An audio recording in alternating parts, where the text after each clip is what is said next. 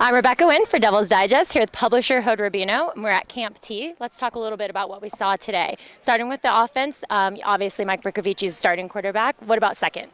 Yeah, it's still a battle that I don't know was so much solved today. But Bryce Perkins, really for most of the week, was getting most of the second team reps at quarterback, and that probably was a surprise to some because obviously I have Manny Wilkins, a redshirt freshman, and Brady White, who's also a true freshman but actually came here in the spring. So you think those two guys would have a significant leg up on Bryce Perkins, but we really haven't seen it all week.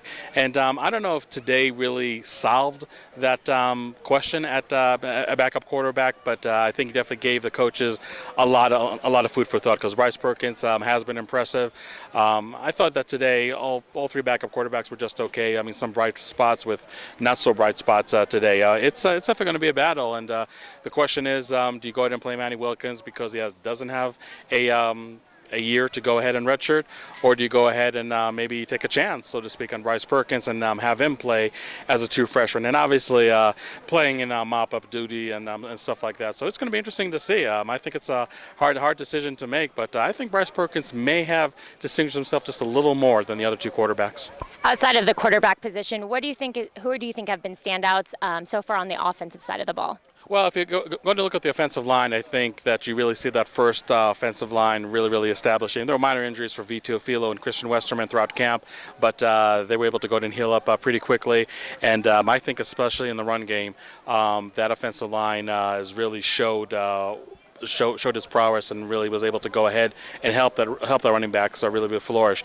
Running backs, it's really almost crazy to think how much talent is over there. Demario Richard, Kalen Balaj, Deshaun Gump Hayes, and then you got newcomers like Jason Lewis and like Nick Ralston, who we saw a little in the spring.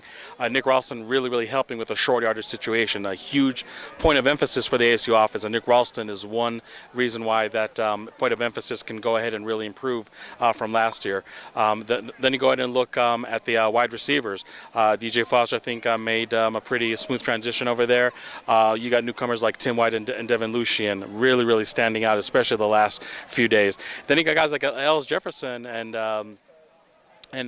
Gary Chambers, we kind of know what to expect from, and I think did pretty well. I think one player was maybe somewhat surprised was Jalen Harvey, who unfortunately got injured, looks like with a collarbone injury today in the scrimmage, but he's somebody that had a really non-impressive spring, and I think bounced back very nicely and definitely in contention to be in the two deep, and hopefully that injury doesn't send him back.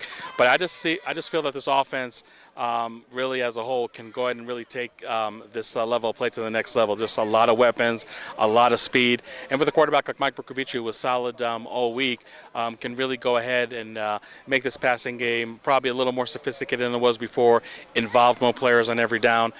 So I think this is an offense there's a lot to be excited about, and I think what you saw not only today but just all week in camp definitely gives you a lot of valid reasons to be excited about this ASU offense.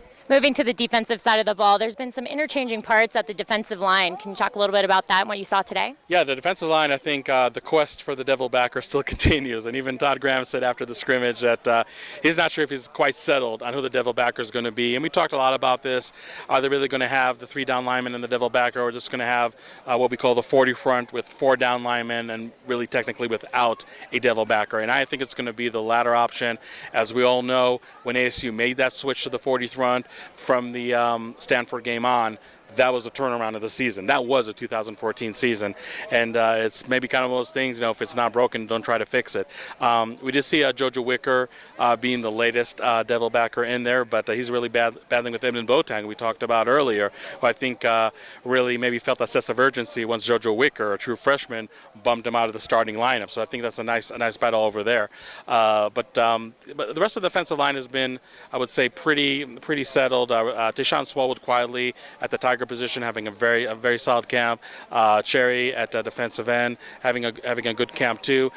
We did see some movement at the nose tackle. Renell Wren earlier in the week was the nose tackle. Now we're seeing Ami Latu over there. I think the defensive line is slowly but surely stabilizing, and again, my opinion, we're going to see less of the 3 down linemen and the devil backer, and we'll see more of the 4 down lineman front. Also on defense, any standouts at the game today or throughout practice? Well, I think the linebacker group is as deep as it ever has been. I mean, it's crazy to think that just a few days we saw players like Antonio Longino and Lyle Mokiola, probably two of the best defenders last year, run a lot of second team. Now they did run some first team now, but that's still a testament to how much players like DJ Calhoun at will and Marcus Ball at Spur have been pushing those two players. Salam Ofiso was in a real battle in the spring with Christian Sam for the starting Sam position. I think has had a consistent, solid camp, and it's not that Christian Sam has played bad. So again, we're just talking about great position battles at linebacker.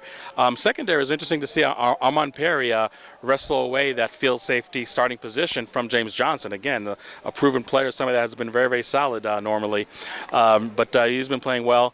I think Koishi Brown at cornerback, I kind of joked with him on one interview saying, okay, is 2015 going to start for you like 2014 ended with that interception against Duke in the Sun Bowl? And looks like so far that's the way it's going to be. Koishi Brown, not only just great coverage, but I think one of the best tacklers on the team. And usually you don't see that from the cornerback position. So I think the secondary, trying to live up to that no-fly zone name, should be able to go ahead and do it this year too. Really impressed what I've seen in all phases of this defense. This defense is very experienced, something that wasn't the case last year, and I think it's going to go ahead and play up to that potential. On special teams, where are some improvements and remaining concerns from where they left off in spring? Well, I think it really just starts with Sean Slocum. I mean, you bring a coach that coached 9 years with the Green Bay Packers in the NFL, and you can just see the whole mentality of the special teams change. There's just much more demanding of the players. There's just much more accountability, really taking that the next step over there. And something that Todd Graham said, if Ace is going to win the Pac-12, let alone a national championship, special teams has to improve, and that's just not up for debate. And I think right now it's on the right path to go ahead and do that. I think Zane Gonzalez at field goal and Matt Hawk at punter have been solid mostly. I think the two newcomers, Tim White and Deshaun Gump-Hayes at punt return, are adding a lot of speed and just athleticism that we didn't see that much last year. Then you got Hayes and Kalen Balaj at kick return, and we know what Kalen Balaj did at kick return at the Sun Bowl last year. So I think there's a lot to be excited. I think the coverage teams, that's something that's kind of hard to gauge sometimes in practices, even though they do go full speed. And today we saw some big hits on special teams. That's something that when the lights turn on Saturdays, we'll really get to see the coverage teams. But that to me is probably the biggest area that needs to go and improve. Punt return obviously was an issue last year, but I think with guys like White and Hayes, it definitely has a chance to improve. What is ASU's biggest concerns before they kick off against Texas A&M in Houston? Well, I think that the offensive tackle position for the most part looked fine, with basically two players that haven't played that position at all last year, Billy McGee on the right side and Evan Goodman on the left side.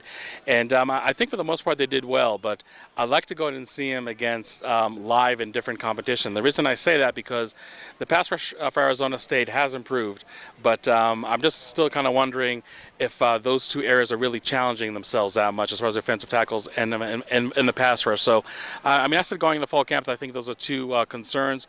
And I think, I don't know if concern is too strong of a word, but something that definitely needs to go ahead and solve itself by the end of fall camp. I really think that otherwise they're really in good shape. I mean, again, we talk about backup quarterback. That's a question that has to be answered, and that remains to be seen. But otherwise, I think that all the positions on offense and defense are pretty much set. I mean, again, we're seeing just a lot of good depth on both sides of the ball. That really should go ahead and I think be the difference for Arizona State to improve on a 10-win season from last year. Great, thank you.